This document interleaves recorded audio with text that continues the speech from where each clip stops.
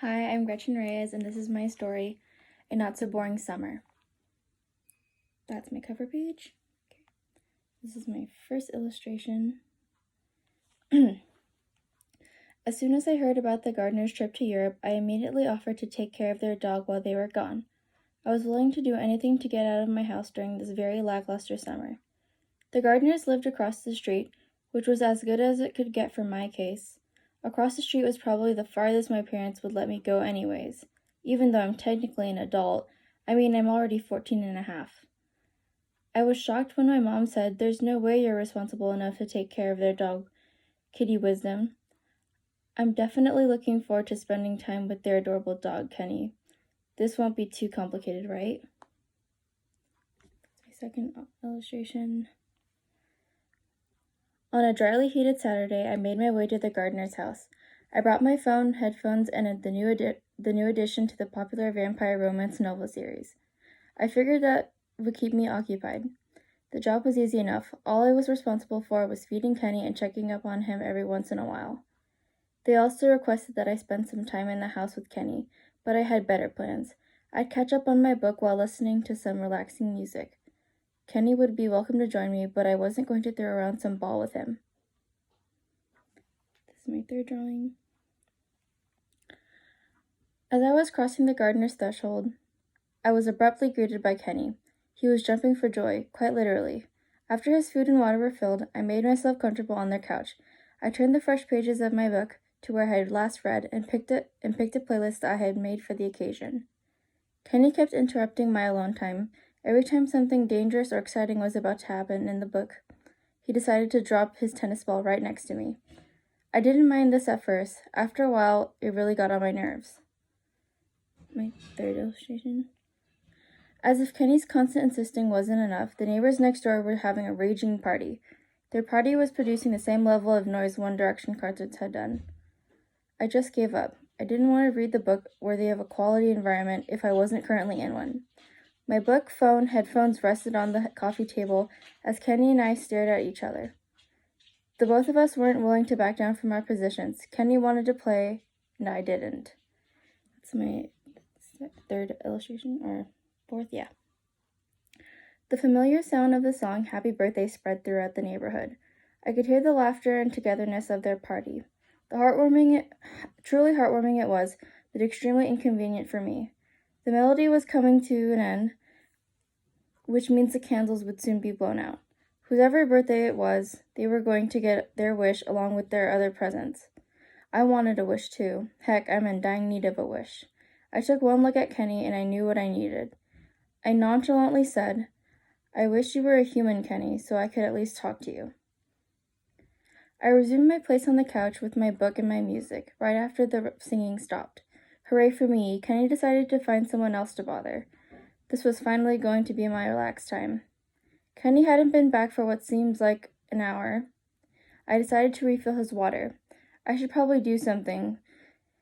His water was filled to the brim, so I wouldn't have to do it again, and I called out to him so he would know.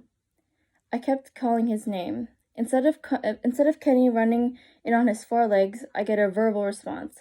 "Just a minute." I almost peed my pants. Of course there's a home invasion when I'm the only one home. I grabbed my phone ready to call the police, but was interrupted when a boy my age walked up to me at Kenny's water bowl. I took one look at the boy and screamed. He was wearing a mixture of Mr. and Mrs. Gardner's clothes. I was about to hit the boy when he yelled, "Don't hit me, Kitty. It's me, Kenny."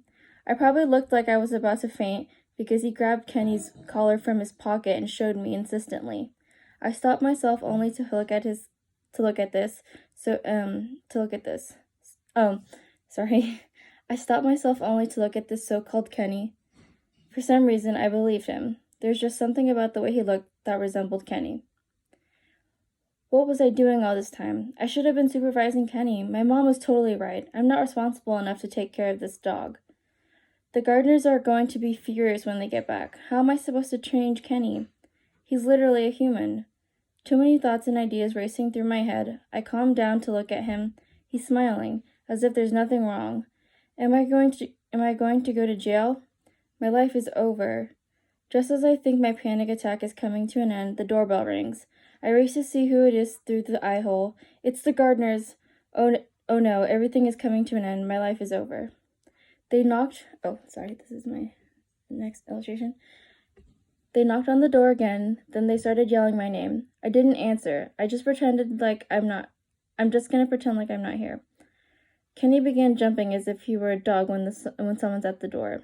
I covered his mouth and shoved us in the closet. There's no way I'm going to jail. Then suddenly it's not just the gardeners at the door. I can hear my mom and dad calling my name. Make it stop, I plead. Police, open up. As soon as I hear this, I scream, no. Kenny looks at me frantically. He's only worried because I'm worried. This is worse than a disaster. A knock wakes me up. The largest amount of relief passes over me as I realize it was all a dream. More so, wake-up call. I grab Kenny and hug him. Thank you for not being a human. He looks so confused, but he's happy because I'm happy. The knock repeats itself. Kenny and I race to the door. I open the door to see my mom. Is everything all right, Kitty? Are you doing your job? She's ready for my answer, but I can't tell her what she wants to hear because it wouldn't be true. I wasn't doing my job. I wasn't responsible. I didn't do what I told the gardeners I would do. I assured my mom Kenny and I were fine. Then I grabbed the old tennis ball and motioned to Kenny to go to the backyard. I hadn't been doing my job, but I can start now. And that's the rest of my story. Yeah. And I'll just go over the illustrations really quick. So that is the candle that the girl blew out that Kitty also wished to. That's the luggage of the gardeners. That's her phone and her headphones. This is Kenny's tennis ball. This is the vampire romance novel. That's the birthday cake.